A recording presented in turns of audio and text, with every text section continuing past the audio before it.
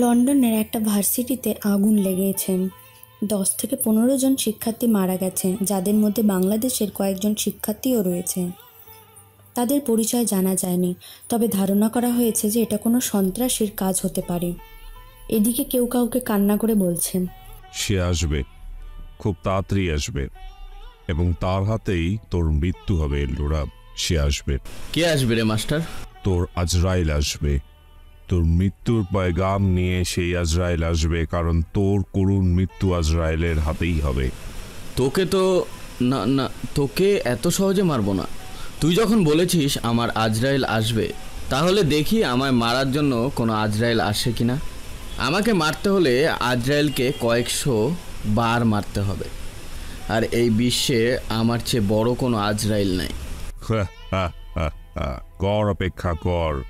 সে আসছে, সে আসবে। সে যে নিজেই একটা সুনামির সমান, যার আগমন হবে শীতের সকালের কুয়াশার মতো, আর তার চলে যাওয়া হবে গ্রীষ্মের রোদের তাপদহনের মতন। এই কে আছিস? এই মাস্টারকে এখানে দেখে রাখবি, দেখি আমার আজরাইল আসে কিনা। একে কোথাও যেতে দিবি না, এই গ্রামেই যেন সে থাকে।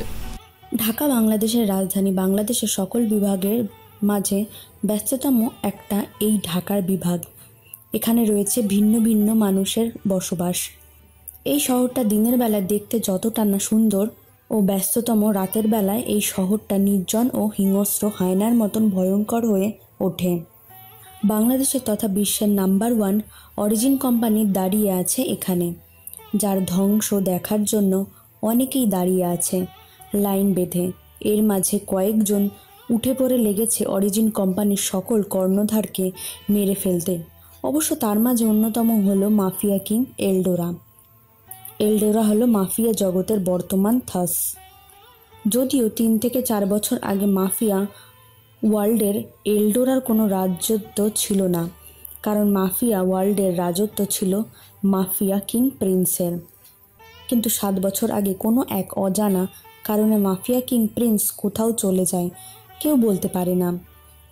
অনেকে মনে করেছেন এলডোরা প্রিন্সকে গুম করে দিয়েছে এবং প্রিন্সের জায়গা সে নিয়েছে।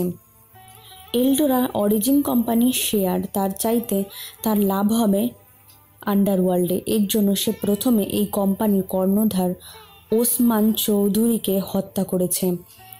এবার এলডোরা টার্গেট ওসমান সাহেবের স্ত্রী রাজিয়া চৌধুরী, ছেলে পুলিশ কমিশনার রাজবীর চৌধুরী ও তার স্ত্রী সুমা চৌধুরী। রাজবীর চৌধুরীর টার্গেট আবার এলডোরা, কিন্তু এলডোরার কাছে পৌঁছানো এত সহজ না। এলডোরার সামনে দাঁড়িয়ে আছে কিছু মানব দেওয়াল, যা আজ 5-6 বছর অনেকেই চেষ্টা করে কেউ মানব দেওয়াল টপকাতে পারেনি। এলডোরার কাছে পৌঁছতে হলে প্রথমে তার ডান হাত ডুডু ও বাম হাত মিশাকে টপকাতে হবে। তারপর সবথেকে বড় দেওয়াল এলডোরার ভাই রকি, আর তারপর এলডোরার নাগাল, যা কখনো সম্ভব হবে না। এই সমাজে যতদিন না পর্যন্ত মানুষের বিবেক জাগ্রত হচ্ছে, ততদিন পর্যন্ত এই সমাজে ধনীদের কাছে গরিবরা অবহেলিতই হয়ে যাবে। এই সমাজে মুচিরা সর্বত্রই অবহেলিত। এই উন্নত দেশে মুচিদের নিয়ে আমাদের সবার ধারণা খুবই সংকীর্ণ। ভাবছেন এত কথা বলছি কেন? কারণ আজকে এই গল্পটা তেমনই হতে চলছে। চলুন এবার গল্পে যাওয়া যাক। গ্রীষ্মের তপ্ত দুপুরে মাথার ওপর সূর্যটা জানান দিচ্ছে যে তার শক্তিমত্তার, আর এই তপ্ত সূর্যের কিরণের মাঝে ভার্সিটির মাঠে মধ্যখানে দাঁড়িয়ে একটা ছেলে কান ধরে অনবরত উঠবস করে যাচ্ছে। ছেলেটার শরীর বেয়ে ঘাম ঝরছে, কিন্তু ছেলেটা থামার কোনো নামগন্ধই নেই। ছেলেটা উঠবস করতে করতে যখন ক্লান্ত হয়ে একসময় মাটিতে লুটিয়ে পড়ে ভার্সিটির মাঠে, ছেলেটা মাটিতে লুটিয়ে পড়তেই 2 জন ছেলে এসে ছেলেটার হাত পিছন দিকে নিয়ে বেঁধে দিল। তারপর ছেলেটাকে লাঠি দিয়ে আঘাত করতে থাকলো কিছু সময়। ছেলেটা এবার তার শরীরটা ছেড়ে দিয়ে ধপ করে শব্দ করে মাটিতে লুটিয়ে পড়ে। পুরো ক্যাম্পাসে সবাই দর্শকের মতন দাঁড়িয়ে দেখছে। কেউ কেউ হাসাহাসি করছে, আবার কেউ ছেলেটার এমন অবস্থার জন্য আফসোস করছে। আফসোস করবেই না কেন? কার বুকের দম আছে যে বিশ্বের 1 নম্বর অরিজিন কোম্পানির ম্যানেজার মেয়ে সামনে গিয়ে কথা বলবে? ম্যানেজারের অহংকারী দেমাগী মেয়ের নাম যে দিশা মজুমদার, যার নামে এই ভার্সিটি পুরো কাঁপে। তখন দিশা ছেলেটার বুকের ওপর তার হাই হিল পরিহিত পা রাখে। ছেলেটার প্রাণ যায় যায় অবস্থা। ছেলেটা শ্বাস নিচ্ছে জোরে জোরে। তার শরীর থেকে দিশার পা সরানো কোনো শক্তিই নেই। দিশা তার হাই হিল জুতো সরু অংশ ছেলেটার বুকে চেপে ধরে হুঙ্কার দিয়ে বলেন, কী রে ছোটো লোকের বাচ্চা, খুব কষ্ট হচ্ছে তোর? আমার কথা অবাধ্য হওয়ার সময় মনে ছিল না তোর? ভালোই ভালোই বলেছিলাম আমার জুতো পরিষ্কার করে দেওয়ার জন্য, কিন্তু তুই শুনলি না। ছেলেটা জোরে জোরে শ্বাস নিচ্ছে কিন্তু কিছু বলতে পারছে না। দিশা আবার বলে ওঠেন, মেয়েদের শরীরের বাজেভাবে স্পর্শ করতে ভালো লাগে, তাই না? আর কোনো মেয়ের সাথে এমন করার আগে আজকের দিনের কথা তোর চোখের সামনে ভেসে উঠবে। তোদের মতো কিছু ছোট লোক নেশাখোর বখাটের জন্য সমাজটা কলঙ্কিত হয়ে আছে। এই চল তোরা। দিশা কথাগুলো বলে চলে যায় সেখান থেকে। আর ছেলেটা তার চোখ বন্ধ করে নিল। ছেলেটা যখন জ্ঞান ফিরে তখন ছেলেটা নিজের একটা রুমে আবিষ্কার করে। ছেলেটা রুমের চারপাশে তাকিয়ে কাউকে দেখতে পায় না। ছেলেটার চোখ মাটিতে পড়তেই দেখে প্রায় একজন বৃদ্ধা লোক তার বাম পাশে নামাজ পড়ছে। বৃদ্ধা লোকের নামাজ শেষ হয়ে গেলে তিনি ছেলেটার দিকে তাকায় এবং তিনি দেখতে পান ছেলেটা তার দিকেই তাকিয়ে আছে। বৃদ্ধা লোক ছেলেটার দিকে তাকিয়ে একটা হাসির উপহার দিয়ে ছেলেটার মাথায় হাত বুলিয়ে দিয়ে পাশে এসে বসে এবং বলে, এখন কেমন লাগছে বাবা তোর? ভালো চাচা, কিন্তু আমি এখানে কি করে? আমি তো ভার্সিটিতে ছিলাম, তাহলে আমায় এখানে কে নিয়ে আসলো? মা। সাবধানে বাবা, দাঁড়াও আমি বসিয়ে দিচ্ছি। আমি এবং দুইটা ছেলে এবং মেয়ে তোমায় নিয়ে আসছি। ও আচ্ছা। তা বাবা তোমার বাসা কোথায়? তোমার বাবা মা হয়তো তোমার জন্য চিন্তা করছে। জানি না চাচা, আমার জন্য অপেক্ষা করার মতো কেউ নেই চাচা। কেন বাবা এমন করে বলছো কেন? নিশ্চয়ই বাবা মায়ের সাথে রাগারাগি করেছো আর বাড়ি থেকে বের হয়ে এসেছো। চাচা আমি অনাথ, আমার কেউ নেই। আমি ছোট থেকে একটা আশ্রমে বড় হয়েছি আর সেখানেই পড়াশোনা করেছি। আশ্রমের গুরুজির সাহায্যে এই ভার্সিটিতে ভর্তি হয়েছি, কিন্তু এখন নাকি আমাকে আশ্রমে থাকা যাবে না, তাই এখন থাকার জায়গা খুঁজছি। দারোয়ান চাচা কিছু সময় রাজের দিকে তাকিয়ে কিছু চিন্তা করলো, তারপর বলেন, শোন বাবা, তুই চাইলে আমার এখানে থাকতে পারিস। আমি একা মানুষ, একা থাকি এই ঘরে। ভার্সিটিতে কাজ করে যা পাই তাই দিয়ে আমার নিজের সব কিছু বহন করি। তোমার পরিবার? আমার পরিবার বলতে কেউ নেই, শুধু গ্রামে আমার দুই ভাই তাদের পরিবার নিয়ে থাকে। কিন্তু চাচা আমি তো তেমন কিছু কাজ করি না। কাজ করিস না তো কি হয়েছে? পড়াশোনার পাশাপাশি কাজ খুঁজবি, চাচা ভাতিজা একসাথে থাকবো। আমি চিন্তা করে দেখলাম এখন যেহেতু আমার কোথাও যাওয়ার জায়গা নেই, তাই চাচার এখানে থেকে যাই। পড়াশোনার পাশাপাশি একটা কাজ খুঁজতে হবে আমায়, যাতে নিজের খরচটুকু বহন করতে পারি। আচ্ছা চাচা আমি থাকবো, তবে আমায় একটা কাজ খুঁজতে আপনাকে সাহায্য করতে হবে। আচ্ছা সেটা না হয় হবে, তুই একটু শুয়ে থাক, আমি রান্না করছি। চাচা আমি আছি তোমার সাথে। না লাগবে না, তুই রেস্ট নে বাবা, তোর শরীর এখন দুর্বল। দারোয়ান চাচা কথাগুলো বলে চলে যায়।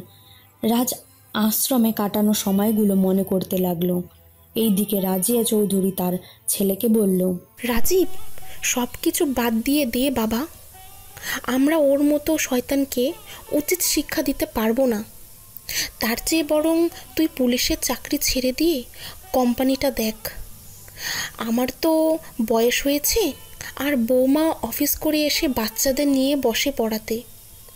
আমাকেও রান্নাঘরে ঢুকতে দেয় না। বৌমারও তো কিছু বিশ্রামের প্রয়োজন। মা, কি বলছো কি তুমি? ওই এলডোরাডো এবং তার লোক আমার বাবাকে হত্যা করেছে। আমি তো এর শেষ দেখে ছাড়ব। আর তুমি চিন্তা করছো কেন বলো তো? সব প্রমাণ তো আছে আমাদের কাছে। রাজীব, তুই কি চাস তোর ছেলে মেয়েগুলো অনাথ হোক? সুমার দিকে তাকিয়ে দেখ তো। মা, এই গায়ে যখন পুলিশের পোশাক জড়িয়ে নিয়েছি, তাহলে কোনো অন্যায়ের কাছেই মাথা নত করব না। মা, তুমি নিশ্চয়ই এটা জানো, যারা সত্যর পথে চলে এবং অন্যায়ের জন্য কাজ করে, সৃষ্টিকর্তা তাদের সাথে থাকেন। আর রইল সুমা আর ছেলে মেয়েদের কথা, আমি চেষ্টা করে যাব সব সময় ওদের সাথে থাকার। আচ্ছা মা, একটা কথা আমি বলি। কি কথা? মা, আমি আর আপনি মিলে কোম্পানিটার দেখাশোনা করি, আর ও যখন সুযোগ পাবে তখন না হয় আমাদের সাথে কাজ করবে। কিন্তু তোমার অফিস? অফিসের কাজ ছেড়ে দিব আগে, আমার নিজের সংসার মা, তারপর অফিস। রাজিয়া চৌধুরী আর কিছু বলল না। তিনি যে মনে প্রাণে চাচ্ছেন তার স্বামীর হত্যার বিচার হোক। সুমার মাথায় হাত বুলিয়ে দিয়ে রাজিয়া চৌধুরী তার রুমে গিয়ে কাউকে কল দিয়ে কিছু কথা বলল, ফোন রেখে শুয়ে পড়ল। পরের দিন সকালে রাজের ঘুম ভাঙে। শরীরে কিছুটা ব্যথা রয়ে গেছে রাজের, তবুও রাজ বিছানা ছেড়ে উঠে বাইরে এসে ঘরে চারপাশে হাঁটতে লাগলো। রাজ কিছু সময় পর দেখতে পায় দারোয়ান চাচা ব্যাগ হাতে নিয়ে বাসায় আসছে। রাজ দারোয়ান চাচার থেকে ব্যাগটা নিয়ে দারোয়ান চাচার ঘরে প্রবেশ করেন। রাজ ফ্রেশ হয়ে এসে নাস্তা করতে বসে। তখন দারোয়ান চাচা বলেন, তা আজকে কি ভার্সিটি যাবি? হ্যাঁ যাবো তো। আচ্ছা, গেলে সাবধানে যাবি, আর ওই মেয়ের থেকে দূরে থাকবি। আচ্ছা চাচা। যদি উল্টাপাল্টা কিছু বলে তাও কথা বলিস না বাবা। ওরা হলো বড়লোক মানুষ, ওরা আমাদের মতো মানুষকে মানুষ মনে করে না। বুঝতে পারছি চাচা আমি। তাহলে আমি গেলাম। আমি ডাল সিদ্ধ করে রেখে গেলাম, তুই ভার্সিটি শেষ করে বাসায় এসে ডিম ভেজে খেয়ে নিস। চাচা আমার ডাল সিদ্ধ দিয়ে হয়ে যাবে। দারোয়ান চাচা রাজের মাথায় হাত বুলিয়ে চলছে। রাজ নাস্তা শেষ করে রেডি হয়ে ভার্সিটির দিকে হাঁটা দিল। ভার্সিটিতে আসতেই দুইটা ছেলে ও একটা মেয়ে রাজের সামনে এসে দাঁড়ায়। রাজ তাদের দিকে একবার তাকিয়ে পাশ কাটিয়ে যখন চলে আসতে যাচ্ছিল, তখন ছেলে দুইজন রাজের দুই হাত চেপে ধরে ভার্সিটির পিছনে নিয়ে যায়। রাজ তখন বলে, কি ব্যাপার, আপনারা কারা? আমাকে এখানে নিয়ে এলেন কেন? ছেলেগুলো কিছু বলার আগে মেয়েটা রাজের সামনে এসে বলে, আমরা যদি এখানে তোমাকে নিয়ে না আসতাম তাহলে আজকেও তোমাকে নিয়ে ওরা মজা করতো আর কালকের মতো মারধর করতো।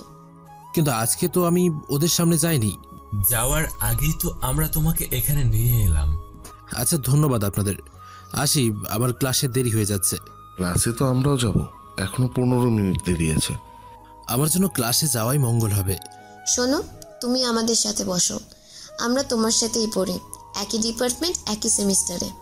আচ্ছা, ওদের দেখে ভয় হচ্ছিল, তখন ওদের কথা শুনে কিছুটা নিশ্চিন্ত হলাম, কিন্তু একটা ভয় কাজ করছিল। ওদের দেখে মনে হচ্ছে বড়লোক ঘরের ছেলে মেয়ে, আর আমি একজন অনাথ আশ্রমে পালিত ছেলে যার কিচ্ছু নেই। আচ্ছা শোনো, আমি হলাম রাতুল, ও জয়ী, আর ও হলো সাগর। আমি রাজ। তাহলে আজকে থেকে আমরা বন্ধু। বন্ধু মানে? একসাথে যেহেতু পড়ি তাহলে আমরা তো বন্ধুই। গরিব আর ধনীর বন্ধুত্ব এই সমাজে হয় না, আর আমি হলাম একজন গরিব, সাথে আবার অনাথ। দেখ রাজ, তুই ঠিক বলছিস, কিন্তু তুই এটা ভুলে যাচ্ছিস না, হাতের সকল আঙুল কিন্তু সমান না, কিছুটা পার্থক্য আছে। তেমনি সকল ধনীরা খারাপ হয় না। বাকি কথা ক্লাসে শেষ হবে, এখন ক্লাসে চলো, স্যার চলে আসবে। রাজরা ক্লাসে চলে যায়। এদিকে দিশা তার বান্ধবী হিয়াকে বলছে, কি রে হিয়া, তুই না বললি কালকের ওই খ্যাত ছেলে ভার্সিটিতে আসছে? হ্যাঁ আসছে তো, আমি নিজের চোখে দেখেছি ওরে ভার্সিটিতে প্রবেশ করতে। তাহলে গেল কই? সেটাই তো চিন্তা করছি। আচ্ছা বাদ দে, অনেক দিন হলো ক্লাস করি না, চল ক্লাসে। দিশা ও হিয়া বাকি বন্ধুরা ক্লাসে চলে যায়। রাজ ও বাকিরা ক্লাস করছিল মনোযোগ দিয়ে। একের পর এক স্যার এসে তাদের ক্লাস করে চলে যাচ্ছিল। রাজ ও বাকি ক্লাস শেষ করে ভার্সিটির পেছনে চা বাগানে গিয়ে বসে। তখন জুই বলেন, আচ্ছা রাজ, বলতো তুই আমায় দিশা আপুর সাথে অমনটা করতে গেলি কেন? তোরা যদি সব জানিস তাহলে বলছিস কেন? কারণ তুই সত্যিটা বলিস নাই আমাদের। সত্যিটা আমি বলবো? কি সত্যি বলবি তুই বল। সত্যিটা হলো, তুই যখন ওদের আমাদের ডিপার্টমেন্টের কথা জিজ্ঞাসা করলি, তখন তোকে কয়েকজন ছেলে বলছিল ওই দিকে যাওয়ার জন্য।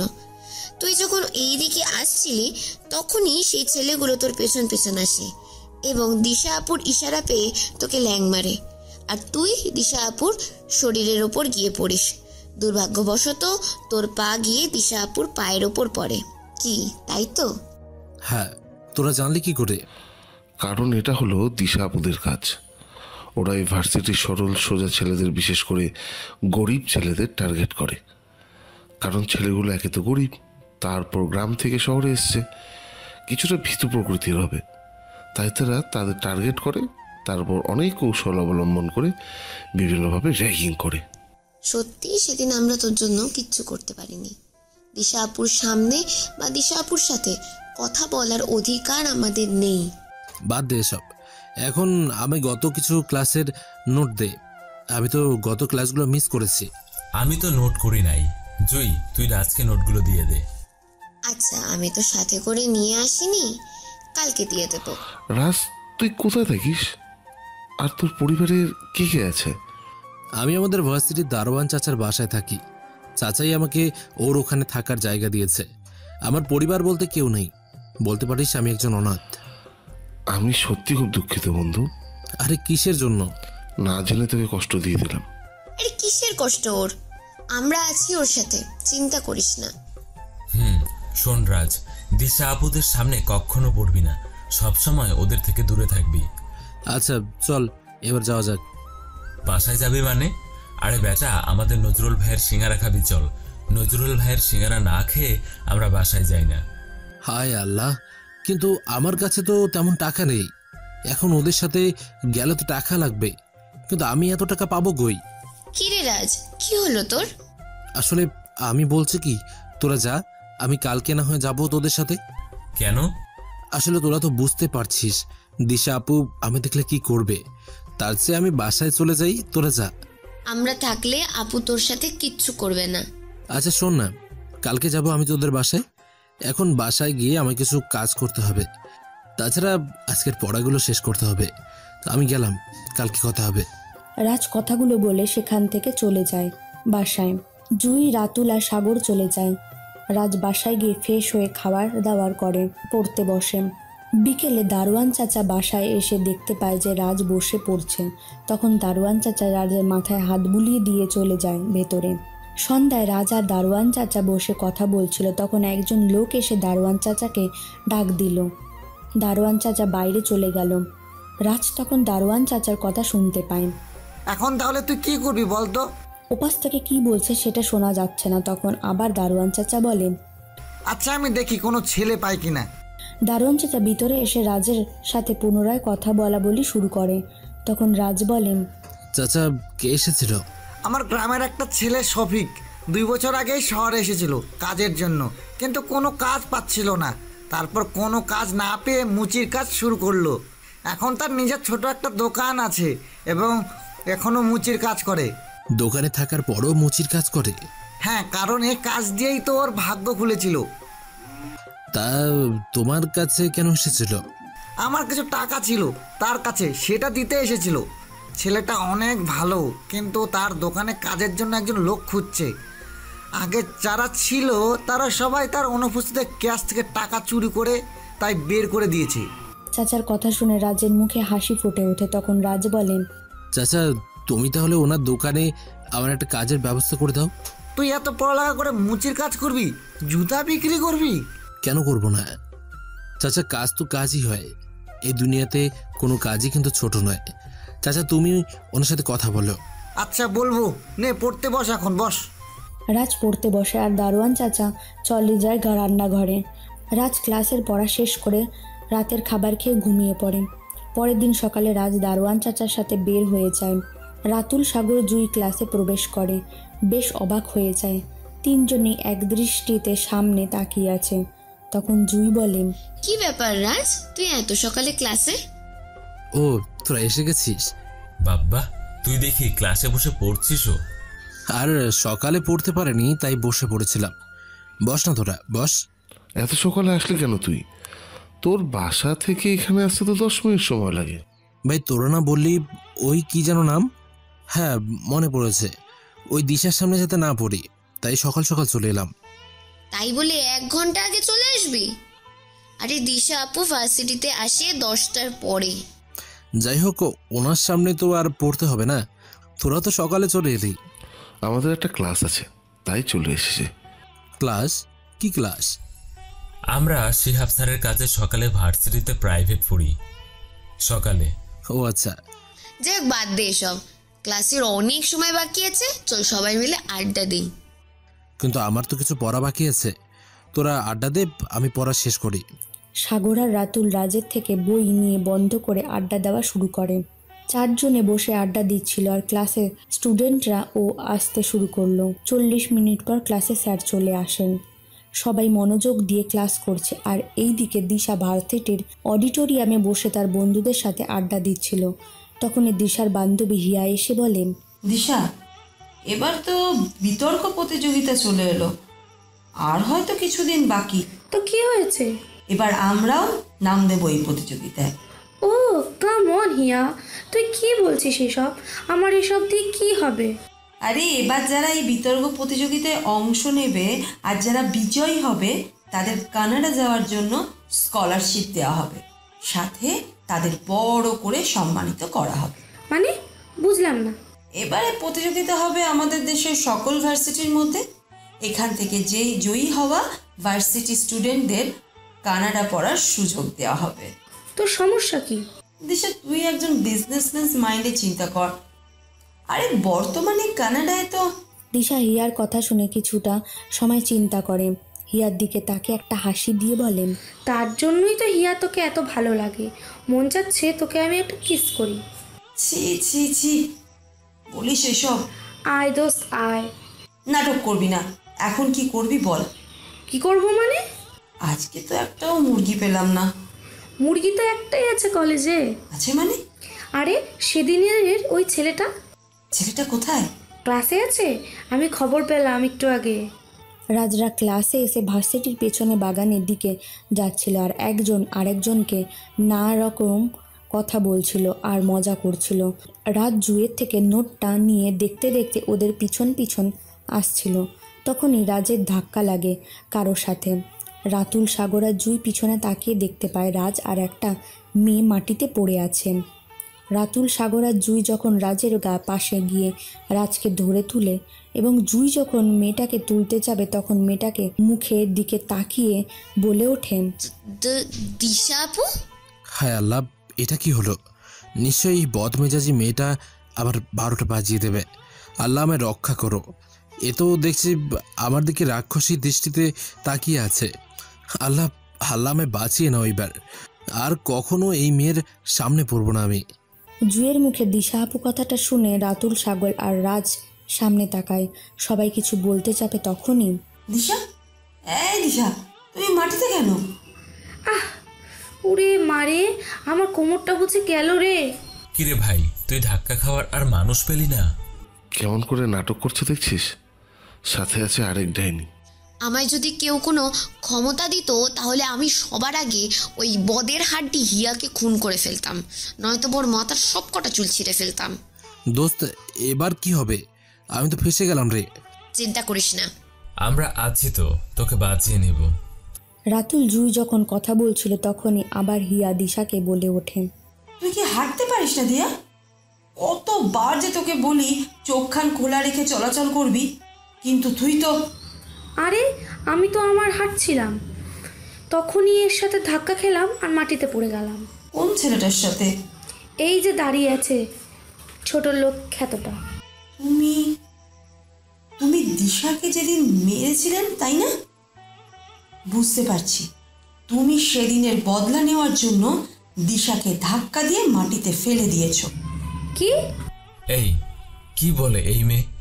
কোথাকার জল কোন দিকে নিয়ে যাচ্ছ আপু তুমি? না আপু, আসলে আমি নোটটা দেখছিলাম, তখনই উনি আমার সামনে চলে আসেন আর ধাক্কা লেগে যায়। আমি সত্যি দুঃখিত আপু। এই মিথ্যা বলছিস। হিয়া ঠিকই বলেছে, তুই সেদিন বদলা নেওয়ার জন্য আমায় ধাক্কা দিয়েছিস। ছোট লোকের বাচ্চা, সেদিনের ঘটনা তুই মনে রেখেছিস? অবশ্য তোর মতো ছোট লোকেরা এসব মনে রাখবেই বা কেন? আপু বিশ্বাস করুন আমার কথা আপনি। এটা হতে পারে তুই দিশার শরীরে স্পর্শ পাওয়ার জন্যই ধাক্কা দিয়েছিস? তোদের তো আবার মেয়েদের শরীরকে নেশাক্ত দ্রব্য মনে হয়। আপু কি বলছো কি তুমি? রাজ তো বলছে ইচ্ছে করে করেনি, তাহলে তুমি কি বলছো এসব? আমি ঠিকই বলেছি, এসব ছোট লোক ছেলেদের কাজই এসব। দিশা আপু, তুমি সত্যি বিশ্বাস করো রাজ এমন ছেলে না? রাজ হয়তো তখন নোট দেখেছিল, তাই তোমায় দেখতে পাইনি। এক ছোট লোক আর এক ছোট লোকের কথা তো বলবি। দিশা, এদের কথা বিশ্বাস করিস না তুই। আমরা ছোট লোক হলে তোমরা কি আপু? তোমাদের অবস্থা তো আমাদের থেকেও খারাপ। কি এত বড় কথা? দিশা, তুই কিছু বলবি না? তোর সামনে ওরা আমায় ছোট লোক বললো। আপু আপনি তো আমাদের সিনিয়র, আপনার থেকে এমন কথাগুলো কখনো আমরা আশা করিনি, জুনিয়রদের থেকে। আপু আমি সত্যি বলছি, আমি দেখতে পাইনি আপনাকে। আমি আমার হাত এগিয়ে দিয়ে বললাম, আপু আপনি উঠুন। লোক, তোর এত সাহস কম না? তোর মতো ছোট লোক ছেলের হাতে আমি স্পর্শ করতে যাব কেন? কোন দুঃখে? এখন তো মনে হচ্ছে তুই আমার শরীর স্পর্শ পাওয়ার জন্যই আমায় ধাক্কা দিয়েছিস। আপু আপনি কোনো কথা বলবি না। আপু আপনি এটা ভুল করছেন। সত্যি মিথ্যা বিচার না করে আপনি রাজাকে হাত তুলছেন। দিশা আপু, আপনি শুধু শুধুই। এই ছোট লোকের দল, একদম চুপ। তোদের থেকে আমি কিছু শুনতে চাইছি? তোদের তো সাহস কম না? তোরা আমার সামনে দাঁড়িয়ে আমার বান্ধবীকে বাজে কথা বলছিস। এই তোরা কোনো কথা বলছিস না কেন? আপু আমি সত্যি দুঃখিত, আমি ক্ষমা করে দেবেন। চল তোরা। এই কোথায় আছিস? ক্লাসে যাচ্ছি। ক্লাসে যাবি তো আগে নিজের কাজের শাস্তি নিয়ে যা। রাজ চল তো। তোরও কি মার খেতে মন চাচ্ছে? সবাইকে রাজ ভাববেন না আপু। দিশা শুনছিস কি বলছে? কি ছাড়ুন তো। আপনি আপনি আর কি করতে পারেন? ওনার টাকা পয়সা খেয়ে তো বেঁচে আছেন। তোদের কি মরার ভয় নেই? কাকে ভয় পাবো? তোমাদের মতো অহংকারী পথভ্রষ্ট মেয়েদের। কি বললি তুই? তোকে তো আমি। জুইকে মারার জন্য দিশা হাত উপরে উঠায়, তখন রাজ দিশার হাত ধরে ফেলে। রাজ হাত ধরেছে দেখে দিশা হিয়া বেশ অবাক হয়। জুই তো ভয়ে চোখ বন্ধ করে নিয়েছে। কিছু সময় পর জুই চোখ খুলে দেখতে পারে রাজ দিশার হাত ধরে আছে। দিশার হাত নামিয়ে দিয়ে রাজ বলে, আপনার বান্ধবীর কথা শুনে আপনি আমাকে মারতে চেয়েছেন, আমিও কিছু বলি নাই, কিন্তু বিনা দোষে আপনি আমার বন্ধুদের গায়ে হাত দেবেন সেটা আমি কখনো মেনে নেব না। আমি ভুল করেছি, তাই আমি ক্ষমা চেয়েছি আপনার কাছে। তুই আমার হাত ধরলি কেন? এত সাহস কোথায় পেলি? অন্যায় দেখলেই প্রতিবাদ করা আমার মতো গরিবের দায়িত্ব ও রক্তে মিশে আছে। আর একটা কথা মনে রাখবেন, বন্ধুবান্ধব যেমন একজন বন্ধুকে সামনে এগিয়ে নিয়ে যাওয়ার জন্য চেষ্টা করে, তেমনি একজন বন্ধুকে ধ্বংস করে দিতে পারে এই বন্ধু আর বান্ধবী। ক্ষমা করবেন আমায় আপনার হাত ধরার জন্য। চল তোরা। ছোট লোক কোথাকার! মেয়ে দেখলে স্পর্শ করতে মন চায়, তাই না? তোদের মতো ছোট লোক কী করে এই ভার্সিটিতে চান্স পায় সেটা আমি ভেবে পাচ্ছি না।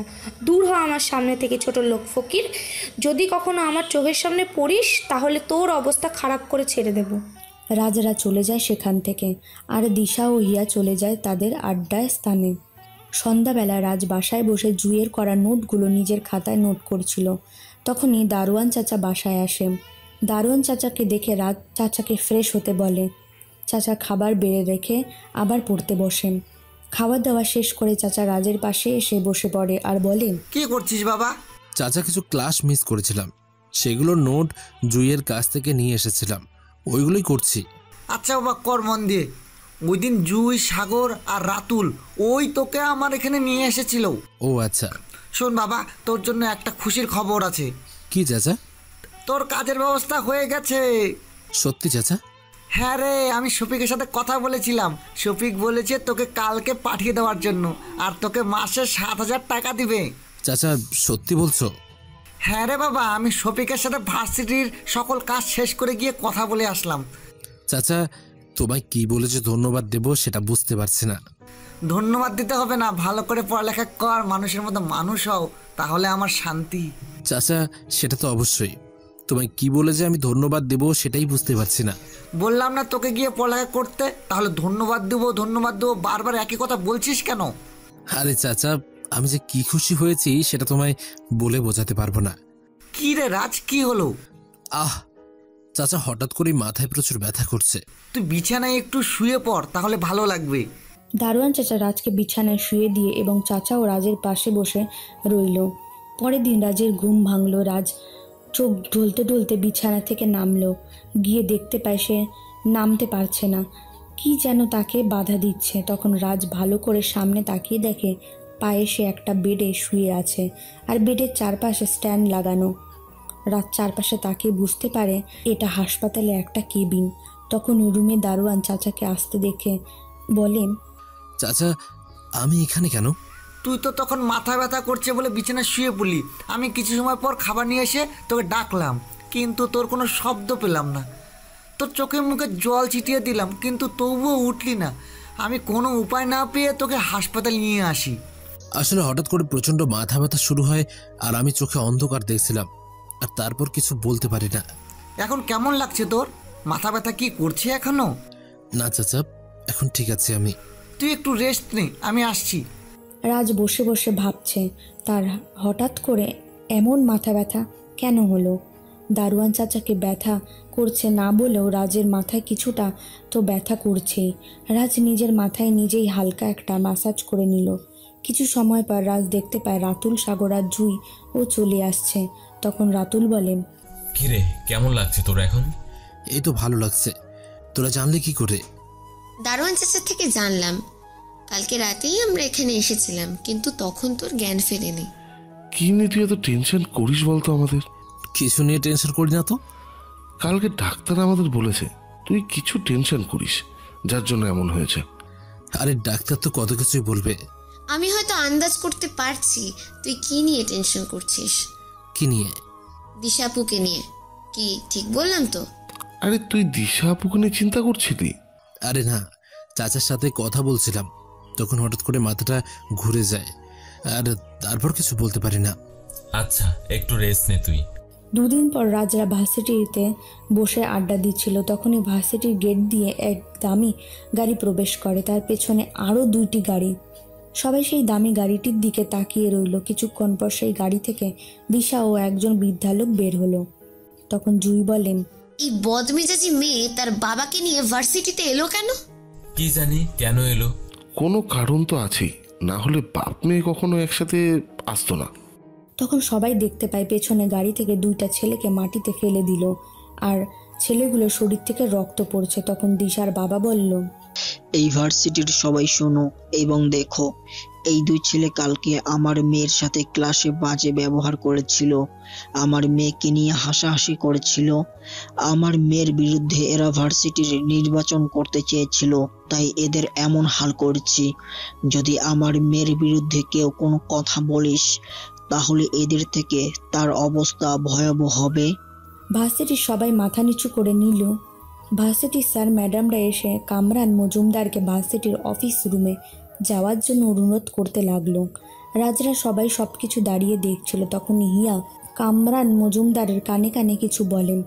কামরান মজুমদার সব কিছু শুনে রাজদের দিকে তাকায়।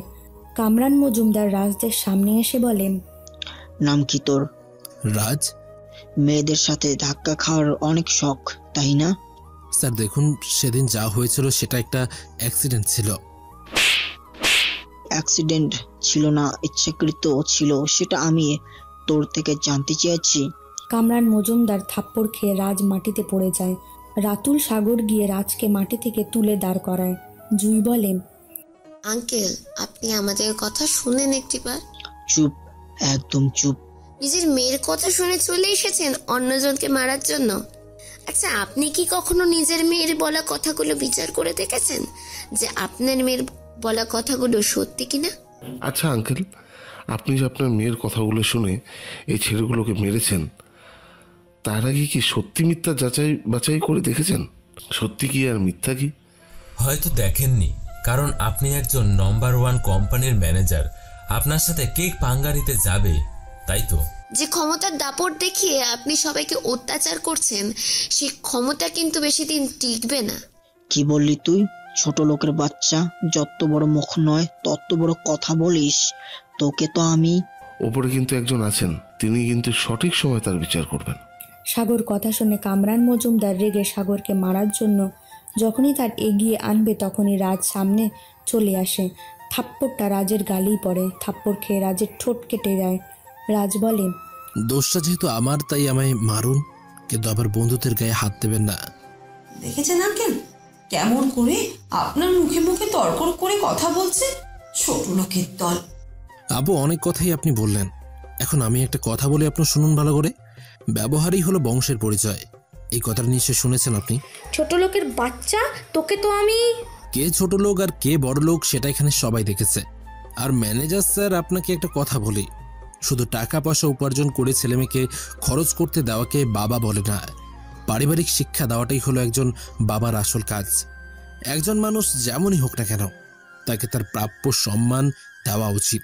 আরে কাকে কি বলছিস তুই রাজ? পারিবারিক শিক্ষা দেবে কি করে?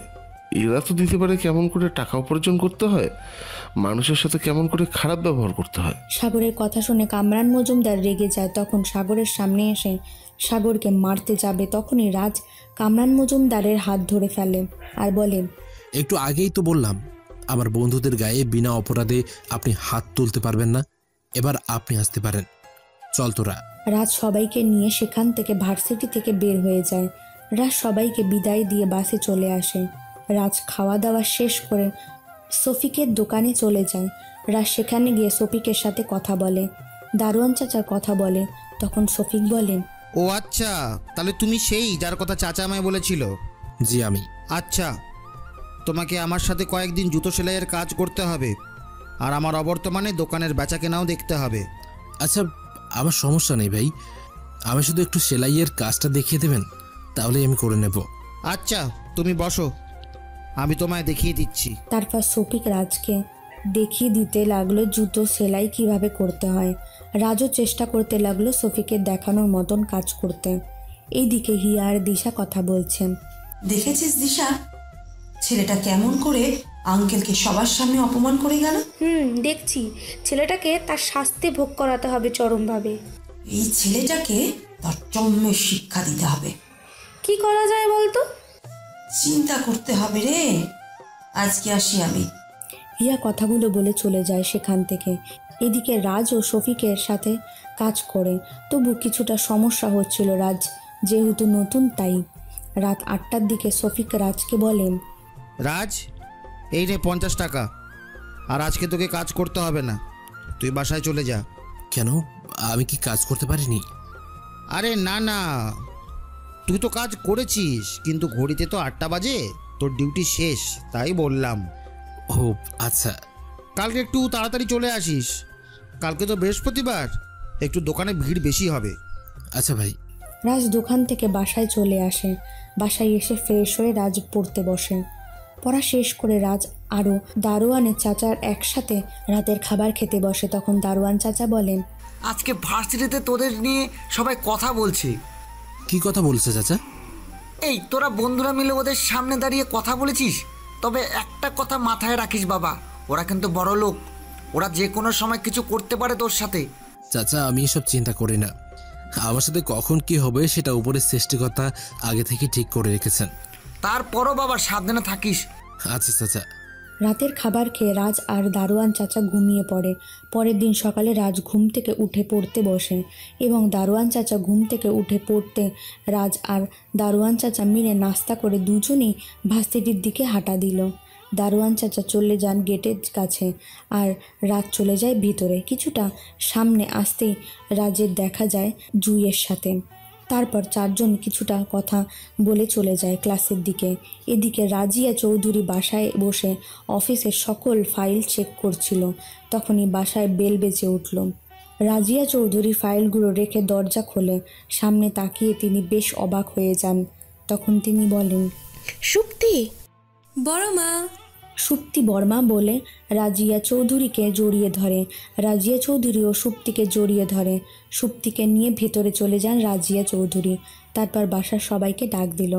সুপ্তিকে উদ্দেশ্য করে রাজিয়া চৌধুরী বলল, হঠাৎ করে চলে এলি তুই? কেমন সারপ্রাইজ দিলাম তোমায়? তুই আসবি জানলে তো গাড়ি নিয়ে আমি এয়ারপোর্টে চলে যেতাম। এটা কি সারপ্রাইজ বলে মিস রাজিয়া চৌধুরী?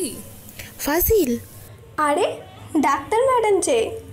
আপু কেমন আছিস তুই? ভালো আপু, তুই কেমন আছিস? ভালো আছি।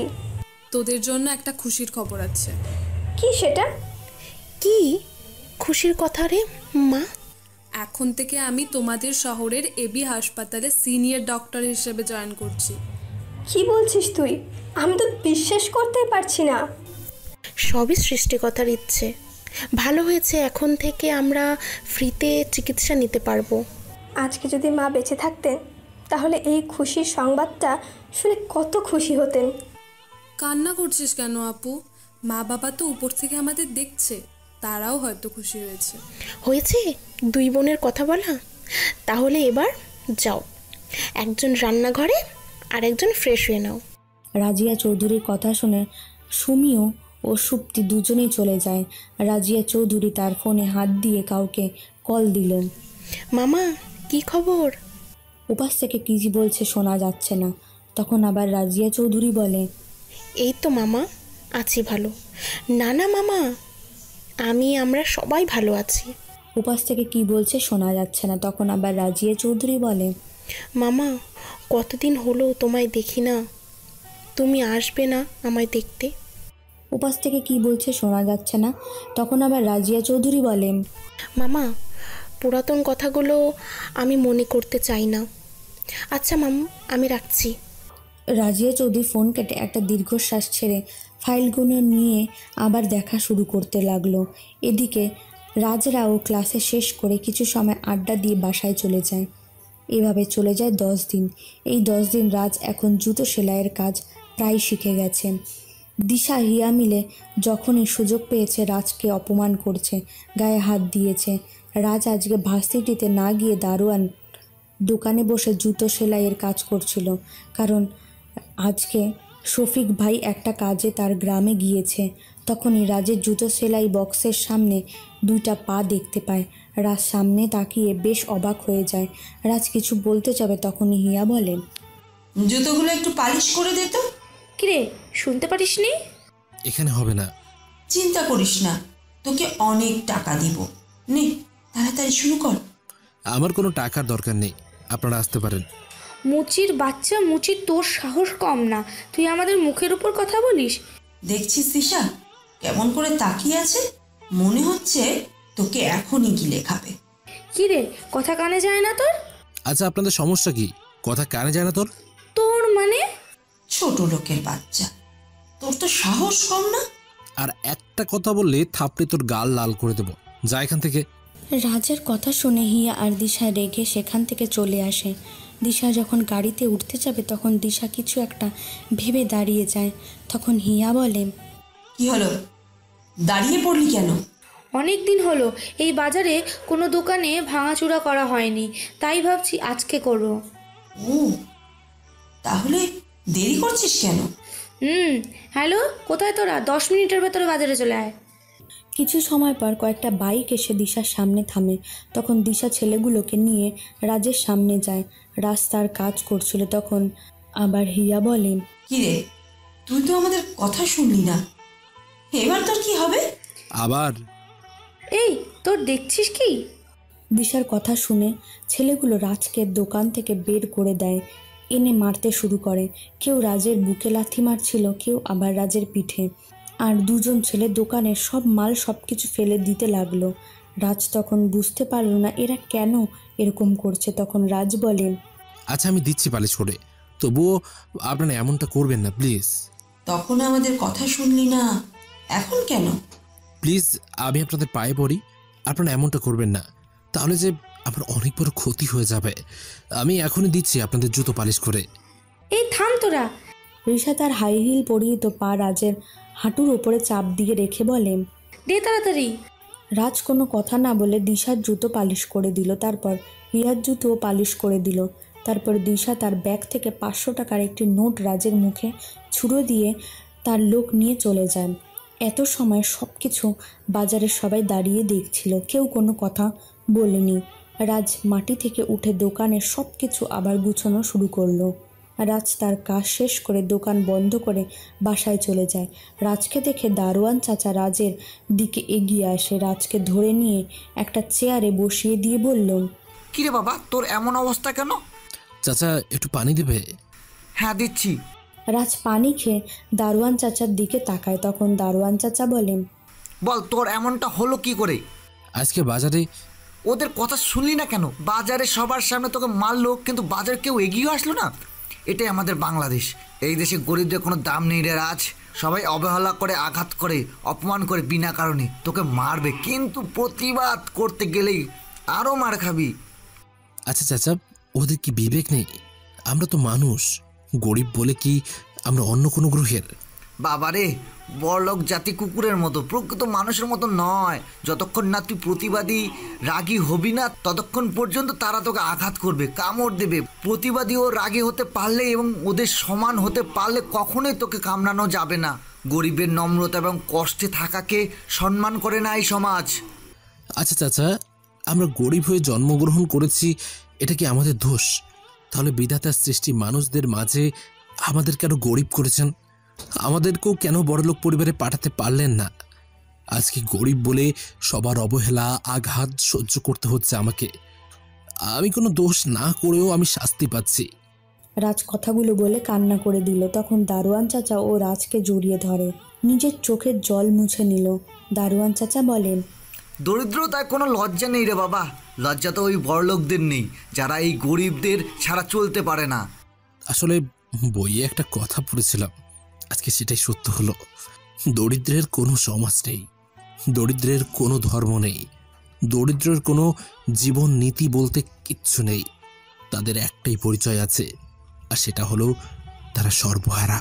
বাবা মন খারাপ করিস না, সৃষ্টিকর্তার কাছে বিচার দেওয়া ছাড়া আর আমাদের কিছু করার নেই। দারিদ্রতা শুধু টাকার কমতি নয়, বরং নিজের কাজ করার সামর্থ্য আছে এটা বোঝার অক্ষমতাও দারিদ্রতা চাচা। রাজ কথাগুলো বলে সেখান দিয়ে উঠে রুমে চলে যায়। দারোয়ান চাচা ও আকাশের দিকে দুই হাত রাজের জন্য সৃষ্টিকর্তার কাছে প্রার্থনা জানালেন। রাজ আর দারোয়ান চাচা যখন রাতের খাবার খাওয়ার জন্য প্রস্তুত নিচ্ছিল, তখন দরজায় ঠক ঠক শব্দ শুনতে পায়। রাজ দরজা খুলে দেখতে পায় জুই, সাগর আর রাতুল দাঁড়িয়ে আছে। তখন রাজ কিছু বলার আগেই রাতুল বলে, কি হয়েছে তোর? এমন করছিস কেন? তোরা এত রাতে? আগে বল তোর কি হয়েছে? আরে তোমরা এসো, ভিতরে এসো। চাচা, রাজের এমন অবস্থা হলো কি করে? আসলে আজকে বাজারে। ও আচ্ছা, তাহলে এই ব্যাপার। দেখেছিস কোথাকার জল কোথায় গড়িয়ে নিয়ে যাচ্ছে ওরা? কি বলছিস? কি জল গড়িয়ে নিয়ে যাচ্ছে মানে? এই ভিডিও দেখ তুই। তখন রাজ দেখতে পায় বিকেলে সে যখন দিশার জুতো পালিশ করে দিচ্ছিল। ভিডিওটা সেই সময়। রাজ ভিডিওটা দেখে বলেন, তো কি হয়েছে এখানে? কি হয়েছে তুই বুঝতে পারছিস না রাজ? আরে তোকে পুরো পৃথিবীর মানুষজন দেখছে আর হাসছে। গরিবরা তো বড় লোকদের কাছে হাসির পাত্র, অবহেলার পাত্র। মন খারাপ করিস না বন্ধু, তোকে কি বলে সান্ত্বনা দেব বুঝতে পারছি না। বাদ দে ওসব কথা, চল আমাদের সাথে খাবার খাবি। না রে, খিদে নেই। তোদেরও কি খিদে নেই? না গরিবের ঘরে খাবি না? রাজ, তুই এটা কি বললি রাজ? ঠিকই তো বললাম, সমাজের বাস্তবতাটাই বললাম। চাচা খাবার দাও। শালা তুই হারামি একটা। তারপর সবাই অল্প করে খাবার খেয়ে নিল। জুই, রাতুল আর সাগর কিছু সময় গল্প করে চলে যায় তাদের বাসা থেকে। রাজ আর দারোয়ান চাচা ঘুমিয়ে পড়েছে। পরের দিন যেহেতু শুক্রবার, তার ভার্সিটি বন্ধ, আর আজকে শুক্রবার, তাই রাজের দোকানও বন্ধ। বিকেলবেলা দিশা আর হিয়া ছাদে বসে কথা বলছিল। তখনই হিয়া বলে, দিশা, কালকের ঘটনায় কি তোর মন ভরেছে? কোন ঘটনা? ওই যে মুচির বাচ্চা, মুচির সাথে যা করলাম কালকে। মন ভরেনি? ওই মুচির বাচ্চাকে কি করে যে কষ্ট দিলে আমি শান্তি পাবো ভেবে পাচ্ছি না। ভার্সিটিতে সবার সামনে আমার বাবাকে অপমান করে, বাবার হাত ধরে বাবাকে সবার সামনে ছোট করে দিয়েছে। বুঝলাম। কি বুঝলি তুই? আচ্ছা, এই কাজটা করতে পারবি? তাহলে কিন্তু তোর ইচ্ছা। না না, এমনটা করা যাবে না, তাহলে বেশ সমস্যা হবে, অন্য কিছু করতে হবে। তাহলে আর কি করা, এইভাবে কয়েকদিন যা, তারপর না হয় কিছু চিন্তা করব। এই দেখ, প্রায় 6 মিলিয়ন মানুষ দেখছে আর 30,000-এর মতো শেয়ার করেছে। এবার বুঝলাম এই দিশা কি জিনিস। এভাবে চলে যায় দুদিন। রাত, জুই, রাতুল আর সাগর মিলে ভার্সিটির মাঠে বসে কথা বলছিল। তখন ভার্সিটির কয়েকটা বখাটে ছেলে এসে রাজকে উদ্দেশ্য করে বিভিন্ন বাজে কথা বলতে থাকে। রাজ ওদের কথা শুনেও না শোনার ভান করছিল, কিন্তু যখন মা আর বাবাকে নিয়ে বাজে কথা বলল তখন কেন জান না রাজের খুব কষ্ট হলো। তবুও রাজ নিজেকে সামনে নিয়ে ক্লাসে চলে যায়। সকালে ক্লাস শেষ করে রাজরা বের হয়ে কিছু সময় আড্ডা দিয়ে ভার্সিটি থেকে বের হয়ে বাসায় চলে যায়। যখন রাজ রাস্তা দিয়ে বাসায় ফিরছিল তখন একটা গাড়ি থেকে রাজের পিছন থেকে ধাক্কা দিল। রাজ সাথে সাথে রাস্তার সাইডে পড়ে গেল। রাজের পায়ে ও মাথায় বেশ আঘাত লেগেছে এবং রক্ত বের হয়েছে। রাজ সেখান থেকে উঠে রাস্তায় আসতেই দিশা দেখতে পায় রাজ কোনো কথা না বলে মাথায় হাত দিয়ে বাসার দিকে যেতে লাগলো, আর দিশা পিছন থেকে রাজকে ডেকে যাচ্ছে। রাজ না শুনে সামনের দিকে যাচ্ছে, তখন দিশা রেগে চিৎকার করে বলল, এই মুচির বাচ্চা এখানে দাঁড়িয়ে যা বলছি তা না হলে এবার কিন্তু গাড়িতে পিষে ফেলবো। দাঁড়া বলছি, তা না হলে তুই লাশ হয়ে যাবি চিরদিনের জন্য। এই মুচির বাচ্চা মুচি।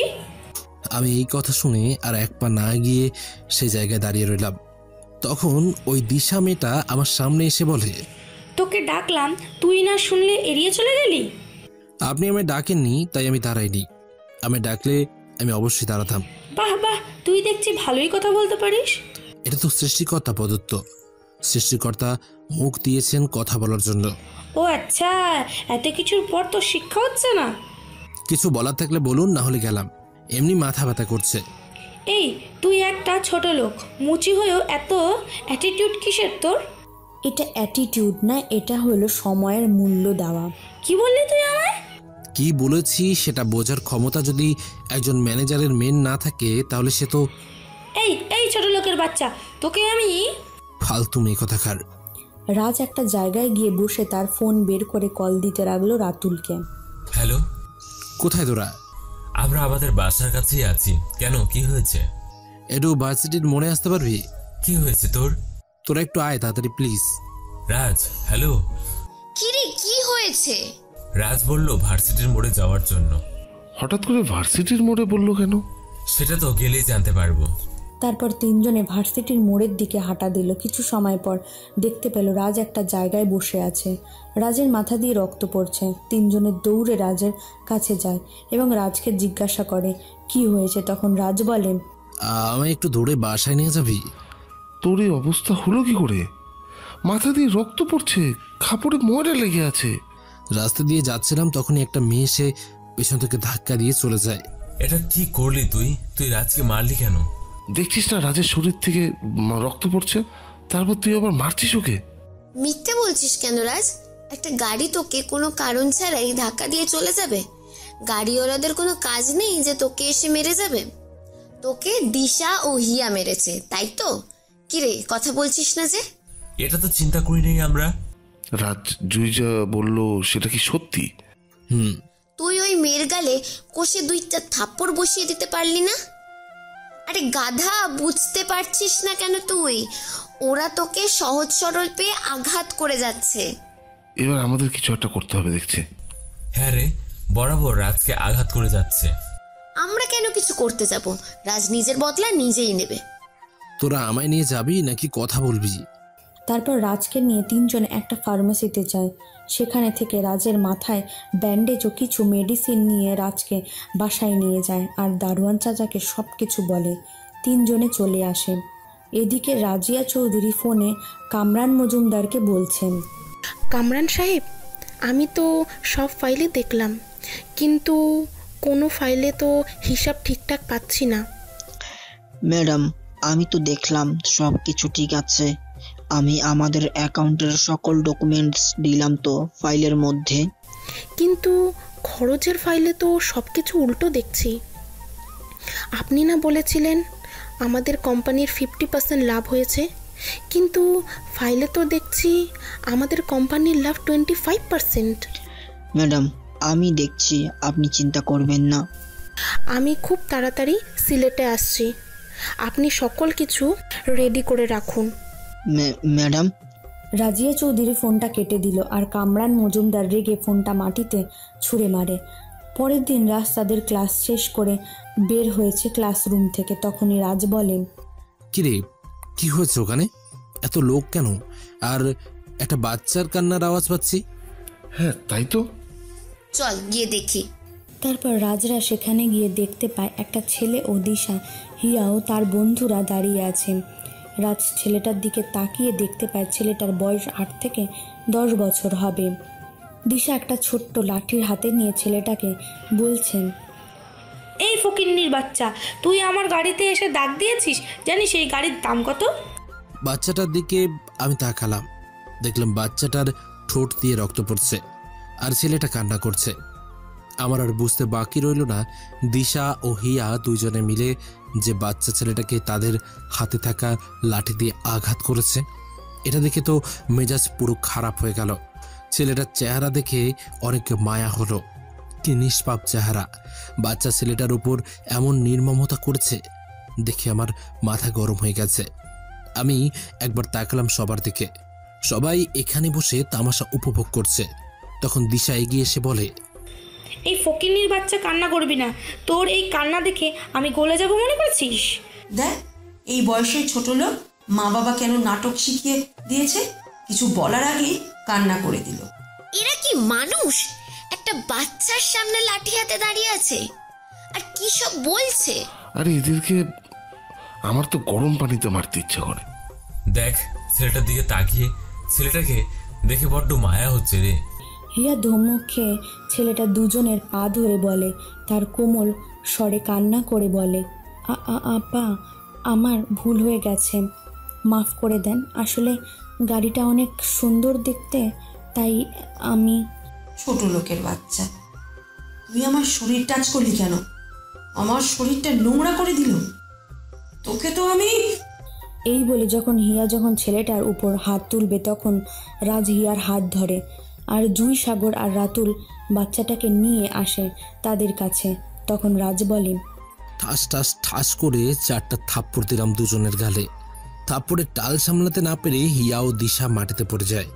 থাপ্পড়কে হিয়া ও দিশার ঠোঁট দিয়ে রক্ত পড়ছে। আমি তখন বললাম, এখন কি করবি? আমি তো তোদের গালে থাপ্পড় দিলাম, এখন তোরা কি তোদের গাল কেটে ফেলে দিবি? আমি তো তোদের হাত ধরেছি, তোরা কি তোদের হাত কেটে ফেলবি? তোদের এত অহংকার কেন? কোনো ছোট লোক বা গরিব তোর কিছুতে স্পর্শ করলে সেটা অশুদ্ধ হয়ে যাবে।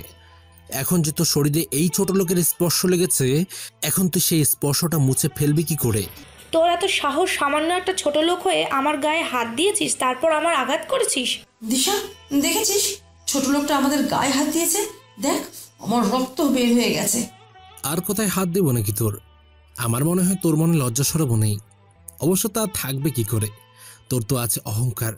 আর মিজিয়া, চামচামি বন্ধ কর, না হলে এই ভার্সিটিতে তোর এমন অবস্থা করব যা তুই কখনো কাউকে দেখাতে পারবি না। জানিস তো ছোট লোক আমি, যা কিছুই করতে পারি। মুখ সামলে কথা বল, না হলে। ফকিরের বাচ্চা, তুই কি করবি রে? তোকে তো জুতো পেটা করা উচিত। না হলে কি করবি? তোদের কি বিবেক বুদ্ধি কিছু আছে? না থাকলে এই ছোট বাচ্চার গায়ে হাত তুলতি না। একটা বাচ্চা ছেলের গায়ে হাত তুলেছিস, আবার খারাপ ভাষায় গালাগালি করছিস। তোদের বাবা মা তোদের কি শিক্ষা দিয়েছে বলতো? তোদের থেকে তো এই বাচ্চাটা ছোট লোক বাবা মায়ের কাছে সঠিক শিক্ষা পেয়েছে। ছেলেটা এই বয়সে যখন বুঝতে পারলো সে হয়তো কিছু ভুল করেছে, তাড়াতাড়ি তোদের পা ধরেছে। তোরা ছেলেটাকে ক্ষমা করে কোথায় ভালোভাবে কথা বলবি সেটা না করে তার মা বাবাকে নিয়ে কথা বলছিস।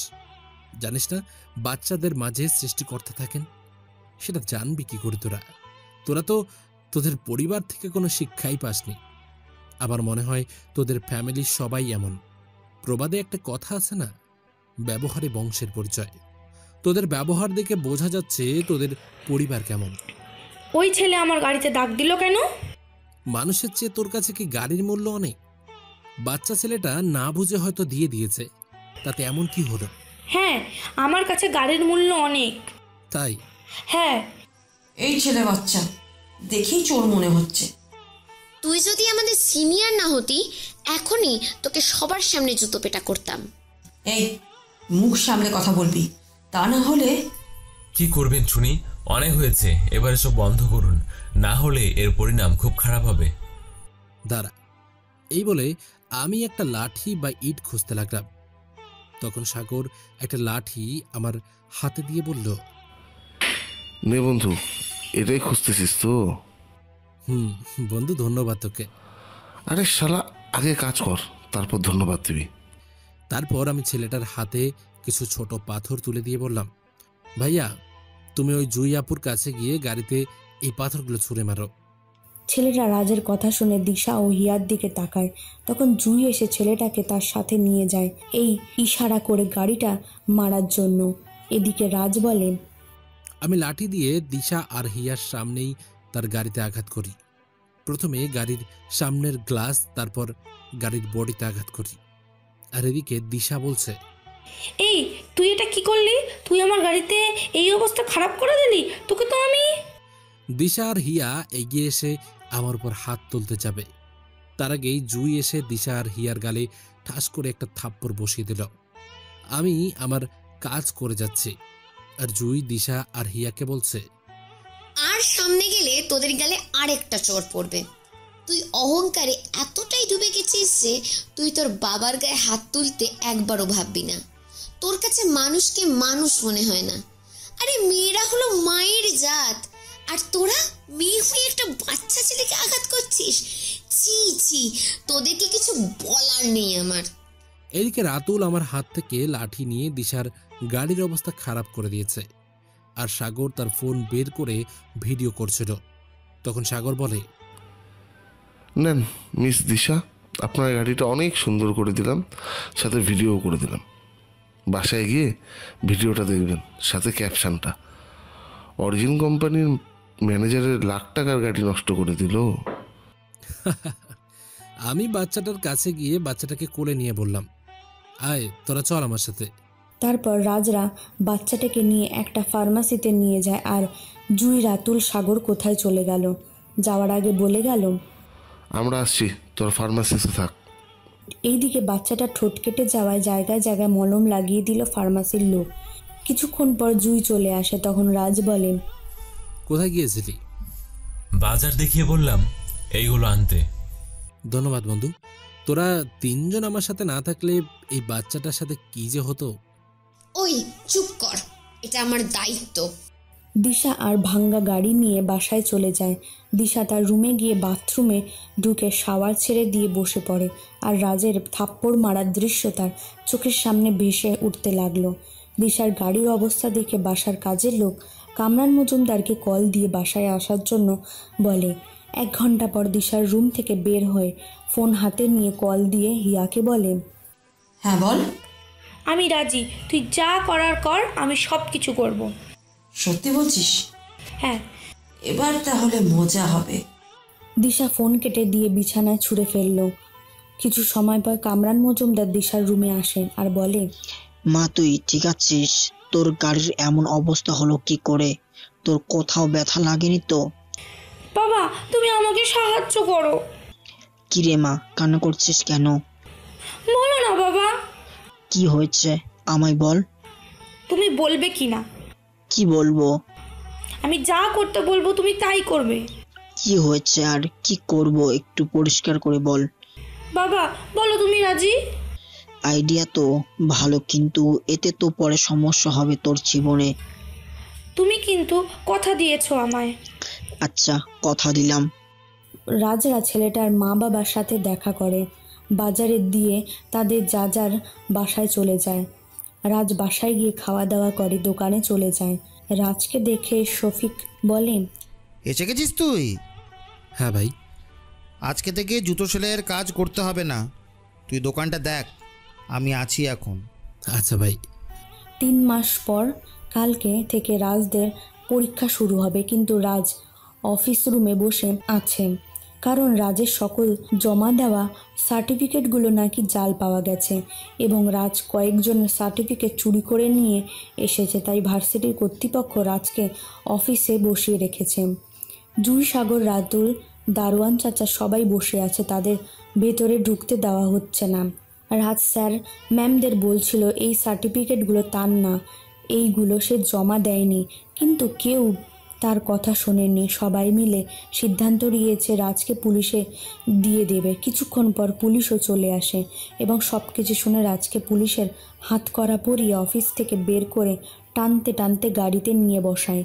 বিকেলবেলায় রাজ থানায় একটা রুমে বসে আছে। তখনই জুই, রাতুল, সাগর আর দারোয়ান চাচা বলেন, চাচা তোমরা বিশ্বাস করো, আমি কারো সার্টিফিকেট জাল করিনি, আমি কারো সার্টিফিকেট চুরিও করিনি।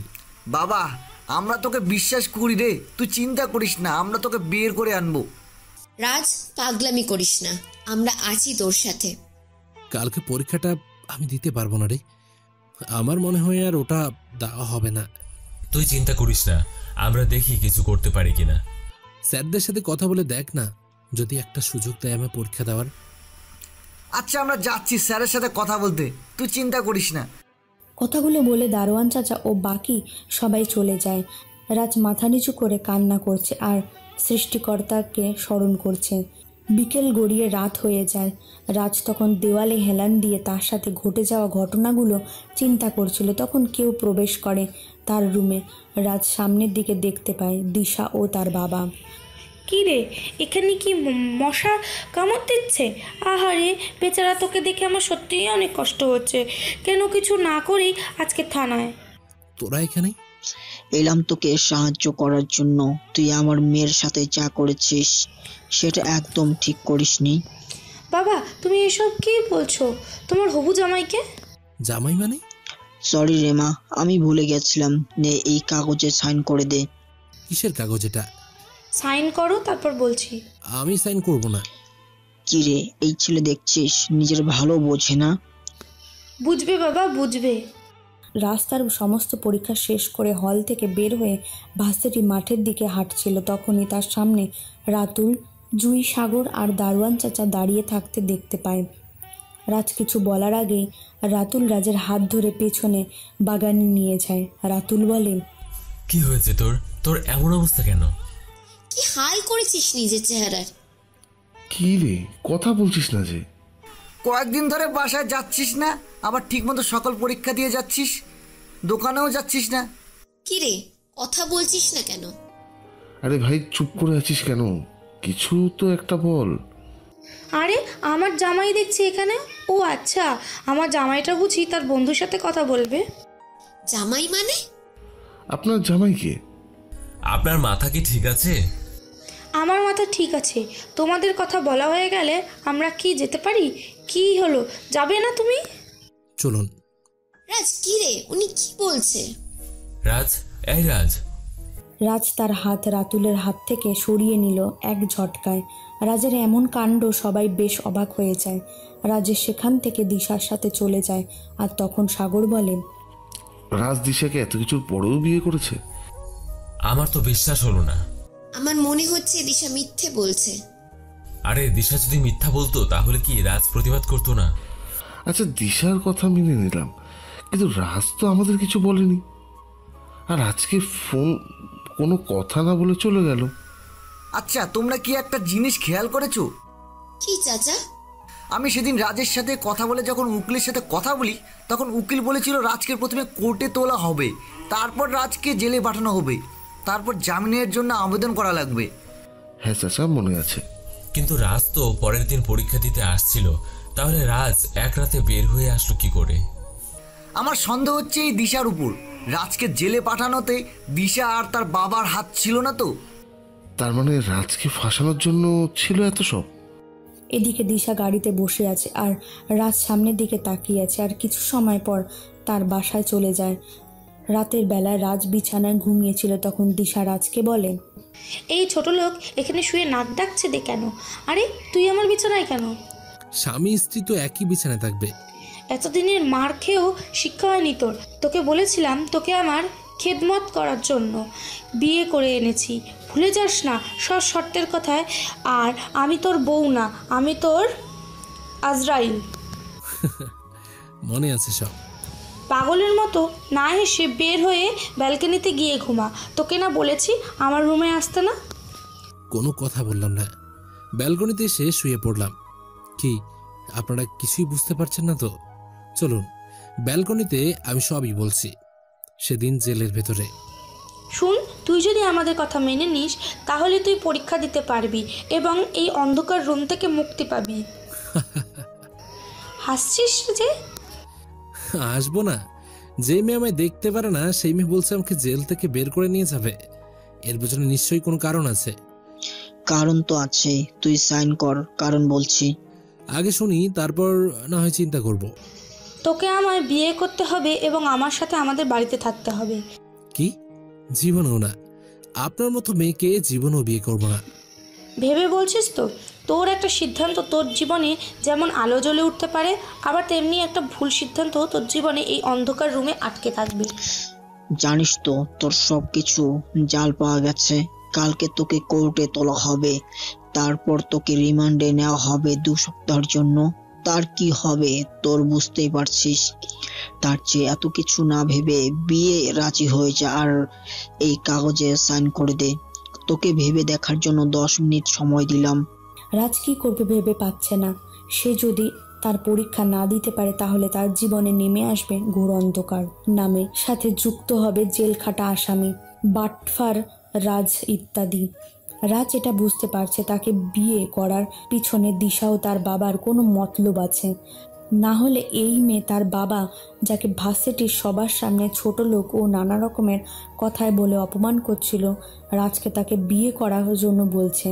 রাজ সেদিকে নিজের কেরিয়ারের কথা চিন্তা করে কাগজে সাইন করে দিয়েছিল এবং দিশাকে বিয়ে করেছিল। বিয়ের পর রাজ যখন দিশার রুমে যায় তখন দেখতে পায়